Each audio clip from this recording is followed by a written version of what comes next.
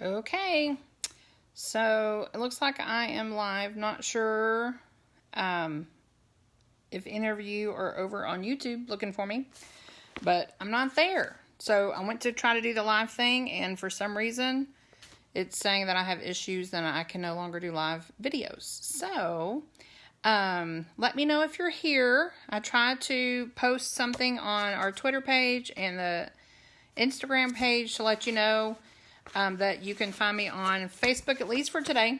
I'll see. I thought I had already cleared up all the issues, but until I actually try to go live, then it came up and said, nope, can't do this. So anyway, I apologize. It looks like hopefully a couple of you are on here. So just maybe let me know that you're here. Let me know who is here. Say hi or comment if you have any comments. While we're waiting for a couple of friends to join, which I think this records it, so it will save hopefully, and y'all can watch it whenever. But I just wanted to show you, this is the book that I'm reading.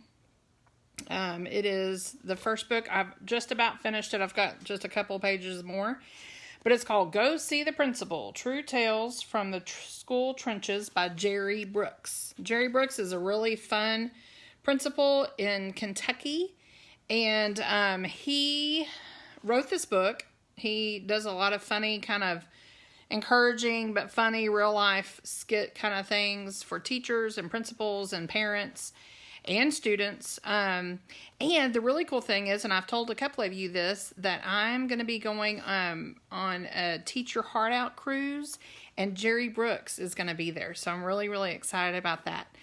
But anyway, so this is the book that Mrs. Betterson's reading. See, I'm reading. I don't read a lot, personally during the year. I'm usually pretty exhausted by the time I get home, and I read, news articles and things like that, but I don't really read a whole lot of books, mainly just on holidays and summertime. I'm not the fastest reader, so I like to enjoy my books, and when I don't have a lot of time, or if I'm really tired, I just fall asleep. So anyway, that's the book I'm reading, and I just wanted to share that with you. But this is the book that we are going to start our summer reading group with. It is the Magic Treehouse Merlin Missions. So this is book number 8. So now my class, my first grade bullfrogs, for the year 2018-2019, we got through all of the Magic Treehouse books, 1 through, I can't even remember what the number is, because she's kind of changed up the numbering, how she does this. But we got all the way through the first Magic Treehouse books, and are on now books, well, we finished book 7 the last week of school, just a couple of weeks ago. So I told the kids I was going to give them the first week off. I had still some work to do up at the school, and finally finished that yesterday. So now I feel like I'm finally starting my summer, and I wanted to give them a chance to just enjoy a week off. And so we're going to pick up where we left off. And what an awesome book for, it's not been that hot of a summer. I'm sitting here kind of looking out my windows. It looks kind of dreary today. But this is called Blizzard of the Blue Moon. And so I'm going to start with chapter 1. There are 10 chapters in this book. So I'm going to read at least 2 chapters a day. So we should be able to finish this book in 5 sessions or 5 days. And then we'll just go on with book number 9. So if you want to actually get the books and read along, you can get them from your library. You can maybe even borrow a book or buy the book, whatever. I would love for you to read along, or if you would like to just listen, here I am, and I'm going to be reading to you. So glad to see. It looks like we have several friends joining us, and I hope that you are ready to read. I'm going to read the little letter at the beginning of the book from Mary Pope Osborne. It says, Dear reader, finally, Jack and Annie go to New York City, the place I called home for over 25 years. New York City is a larger-than-life place, filled with skyscrapers, taxis, subways, parks, museums, theaters, and busy, bustling streets. The city has all kinds of weather, too, from heat waves to raging snowstorms. I remember one particularly dramatic blizzard in 1996. The city came to a complete standstill as the wind howled and it snowed and snowed and snowed. When the storm finally ended, pale sunlight shone on all the white streets and sidewalks, and everyone went out to play. Kids made giant snowmen and dogs tunneled through the snowdrifts. No matter what disaster it suffers, New York City always comes back. I hope you have a great adventure there with Jack and Annie. We always do. We love our adventures with Jack and Annie. All right. Oh, and then the other thing, I thought this was really cool because it's called, it's called Blizzard of the Blue Moon, but there's a unicorn. So all you girls out there that love unicorns, this is going to be fun for you. Okay, here we go. So we're going to start with chapter 1. And chapter 1 is called The Last Unicorn. The November sky was gray with clouds. Jack sat reading in front of the living room fire. "Who wants hot chocolate?" his dad called from the kitchen. "Me, please," said Jack. The front door burst open, and with a gust of cold wind, Annie rushed inside. "Jack, guess what?" she whispered. "It's back." "How do you know?" said Jack. "I was walking home from the library." Annie paused to catch her breath. "And I saw a flash in the sky above the woods. The last time that happened." Before she could finish the sentence, Jack jumped up. "Dad, Annie and I are going to outside for a while," he shouted. "Can the hot chocolate wait till we get back?" "Sure, have fun," their dad called from the kitchen. "I have to get my pack," Jack said to Annie. "Meet you on the porch." "Don't forget the rhyme book," said Annie. Annie slipped outside and Jack ran up to his room. He grabbed his backpack. He checked to make sure their book of magic rhymes was inside. Good, there it was. And the title of that book was called 10 Magic Rhymes for Annie and Jack from Teddy and Kathleen. Jack charged back downstairs. He pulled on his boots and put on his jacket, tied a scarf around his neck, grabbed his mittens, and headed out the door. "Come on," said Annie. Jack could see his breath in the cold air. "Brr," he said, "let's hurry." Jack and Annie ran down the street and into the Frog Creek woods. They wove between the trees, their boots crunching through the fallen leaves. Jack stopped. The magic treehouse was back. High in a tall oak tree, it was silhouetted against the gray November sky. "You were right," he said to Annie. "Good work." "Thanks," Annie said. She ran to the rope ladder and started up. Jack followed her. When they climbed inside the treehouse, Jack and Annie saw a book and a scroll of parchment paper lying on the floor. Annie picked up the scroll, unrolled it, and read aloud. "Dear Jack and Annie of Frog Creek, I am sending you on one more mission to prove that you can use magic wisely. This poem will guide you. M," and we all know who the M is, Merlin. "The very last unicorn." Here's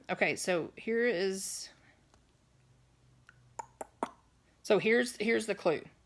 "The very last unicorn is now hidden well by those who have put him under a spell. For centuries, for decades, from that afternoon, at the end of November before the blue moon, he will wake once more and be free to go home if you call out his name, divine flower of Rome. You must coax him to stand once his name is spoken. His chain will break and the spell too will be broken. Then a young girl must love him and show him the way, lest he can be trapped forever on public display. If he loses his chance to rise and depart, all magic will fade from his horn and his heart." "A unicorn," breathed Annie. "I love him already. I'll show him the way." "But this poem is really hard to understand," said Jack. "What kind of research book did Morgan send us?" He picked up the book that had been left for them by Morgan Le Fay, the librarian of Camelot. The cover showed a row of skyscrapers. The title was New York City Guidebook, 1938. "New York City?" said Annie. "I love New York City. Remember the great time we had there with Aunt Mallory?" "Yes, I love it too," said Jack. "But why would there be a unicorn in New York City in 1938? A unicorn is an ancient fantasy creature. New York City is a real place, and 1938 is not even that long ago. You're right, said Annie. It sounds like a hard mission, but don't forget we have Teddy and Kathleen's magic rhymes to help us. Yeah, said Jack. He pulled out the book given to them by their friends Teddy and Kathleen, 2 young enchanters of Camelot. The problem is we can only use each rhyme once, and we've already used 7 out of the 10. Which means we still have 3 left, said Annie. What are they? Pull a cloud from the sky, said Jack. Cool, said Annie. Yeah, it is, said Jack, but I'm not sure it will be much use. He looked back at the book. Find a treasure you must never lose, he said. Hey, that's a really good one, said Annie. The unicorn's a treasure, so that rhyme could take care of our whole mission. But it only partly fits, said Jack. You could call the unicorn a treasure, but once we find him, we have to lose him. He has to go back home. Oh, right, said Annie. Well, what else? Your favorite, said Jack. Turn into ducks. Annie laughed. I can't wait to use that one, she said. I hope we never use that one, said Jack. He didn't want to waddle around and quack like a duck. These leftover rhymes don't seem very helpful to me. Well, let's just wait and see, said Annie. But now, she held up Morgan's research book and smiled. Jack nodded. New York City, here we come, he said. He pointed at the book's cover. I wish we could go there. Oh man, I wish I was reading with y'all right now because I know every time I read this, my bullfrogs always jump in. So if you're reading this with me right now, jump in. The wind started to blow. The treehouse started to spin. It spun faster and faster. Then everything was still. Absolutely still. All right, so chapter 2 is called Who Are They? Okay, let's see what happens.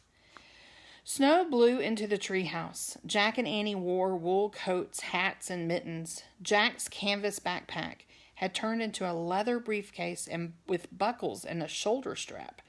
Jack and Annie looked out the window. Below the treehouse was a wide, snow-covered field that ended in a wall of evergreen trees. Beyond the trees was a city skyline. This is definitely New York, said Annie. See the Empire State Building? Remember our visit to the top? She pointed to a faraway building that rose above the others. This must be Central Park. I remember that big field. Yeah, I do too, said Jack. But we've landed in New York in 1938. It was different back then. He opened the research book and read from the introduction. The city of New York is the largest city in the Western Hemisphere. It covers an area of 322 square miles. Jack closed the book. Whoa! Even in 1938, New York was a huge city, he said. This is going to be like looking for a needle in a haystack. All right, here's the picture. So they landed in a tree. See, it's already snowing. People are ice skating. There's the city behind them. So they're in Central Park.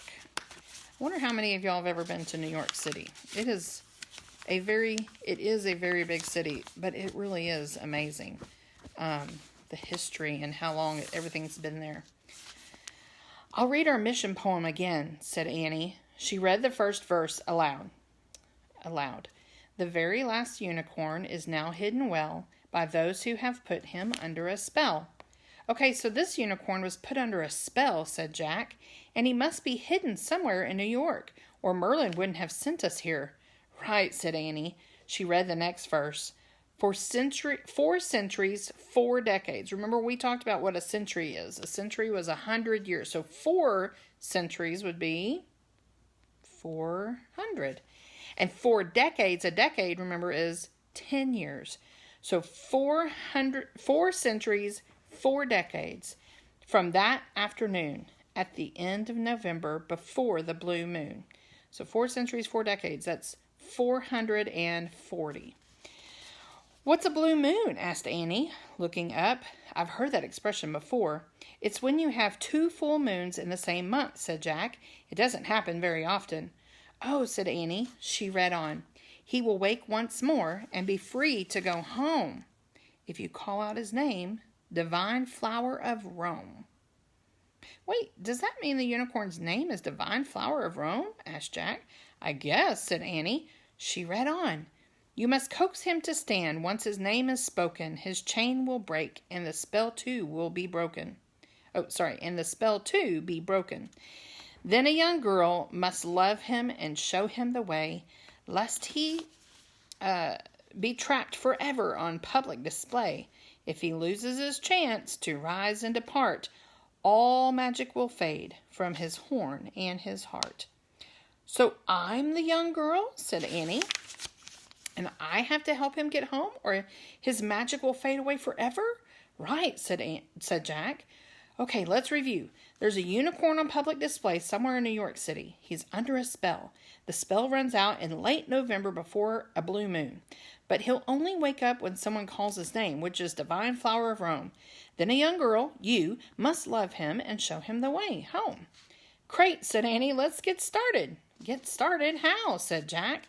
"Maybe we should talk to some New Yorkers," said Annie. "We could ask them if they know anything about a unicorn in New York City." She looked out the window.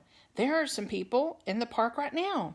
Jack looked out. Through the falling snow, he saw girls crossing the field carrying skates. He saw two people standing on top of a small hill.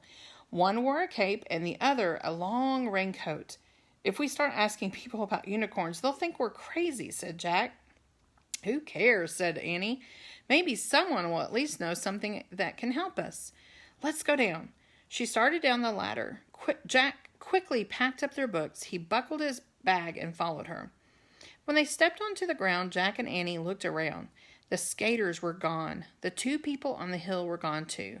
"Where'd everybody go?" said Jack. "I don't know, but we'll find someone else. Come on," said Annie. Jack and Annie started across the wide field.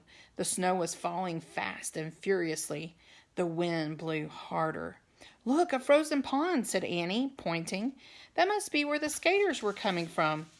Wet snow stuck to Jack's glasses. He wiped them off so he could see.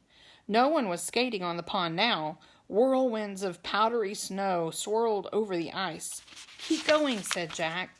They kept trudging through the snow. "Hey, look! Remember that?" said Annie. "What?" said Jack. He wiped the snow off his glasses again. He saw a merry-go-round. "Oh, yeah! On their trip to New York with their Aunt Mallory, they'd taken a ride on it. But now the riderless painted horses look sad and lonely." "I feel like we're the last living creatures in Central Park," said Jack. "Which way do we go now?" asked Annie. "Which way did we come from?" It was hard to see anything in the white haze of the fallen snow. The buildings bordering the park and the skyscrapers in the distance had disappeared. So here's a picture of the carousel, all covered in snow.